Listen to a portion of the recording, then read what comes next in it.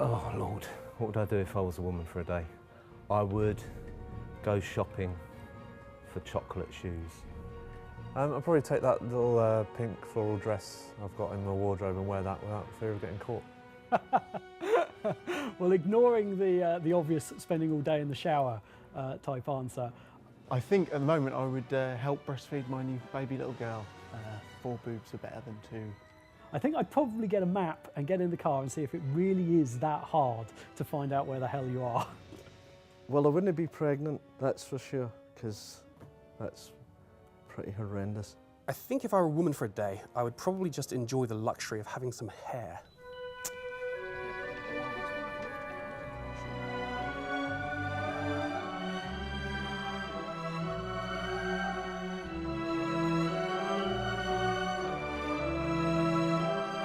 A good piece of concept art should take a basic idea that you've been given and imbue it with all the atmosphere possible. My favourite concept art that I've done has been generally the villagers and the creatures in Fable 2, especially the villager work that I've done. I hope I can see my influence in the style of the people in Fable, the style of the creatures. I hope that there's a little bit of darkness and a little bit of weirdness in there that's me. Fitting the world and the characters together is really best handled at the concept stage to make sure that everybody's on board with the general idea.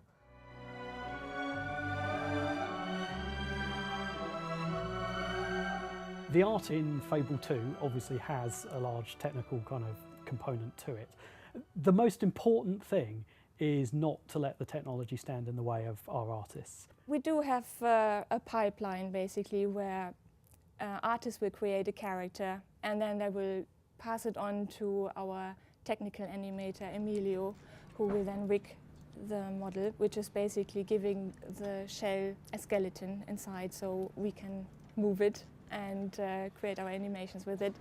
At the moment I'm just doing some polishing to the male hero's skin. So I'm rendering out from ZBrush skin materials on a high-res mesh. We have a dynamic time of day, and when you start looking at the current generation of consoles and the type of complicated pre-computed lighting that we have to do to make the world feel, really kind of alive, to do that with a dynamic time of day is actually, quite a tricky job. So that's one of the things we do. Also, we allow you to walk from outside straight into a house, pretty much any house in the game. Coping with the lighting and just the sheer amounts of memory it takes to store all of this stuff is really kind of complicated. So there are a lot of key kind of technology choices that really bring the Fable world to life.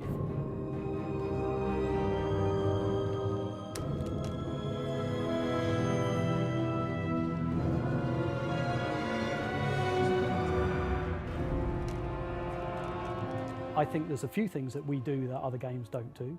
For a start, our morphing hero is definitely something that other games really don't do. There's a lot of emphasis in other games of customizing your hero, but having a hero evolve dynamically as you play the game is a real challenge for us. The morphs in Fable 2, are they going to be as extreme as we've hinted at? Yeah, they really are. I mean, we had this technology in Fable 1. We've got grand visions, as anybody who's ever listened to Peter will know. All of the classic morphs from Fable 1 are back, really. So we've got all the strength, the fat ones, the thin ones. We've also got the good and evil ones there, but this time there's kind of another added dimension to it. In Fable 2, we've kind of said, well, that's all very important and interesting and whatever else, but we haven't really measured what you're like as a social individual. We haven't looked to see whether you're, I don't know, are you a gambler? We kind of looked at all the things that people were asking, sort of things like university purity tests. Have you ever kissed anybody? And we're kind of measuring those things throughout the game this time. And our hope is that we'll be able to bring those into the good and evil morphs and add a little bit more depth, so you don't kind of get the same, I'm evil, I look this way. This time it'll be, I'm evil, I look this way, and you can also tell what I'm like with other people as well. We've still got tattoos, we've got makeup this time round, and obviously the bank of clothing and outfits is far larger than in Fable 1. So all that is customisable, interchangeable. So if you want to wear your chicken hat with your corset and your high boost, you can. You can make the hero look as cool as you want, or you can make them look, you know, a complete fool, the real clown around town.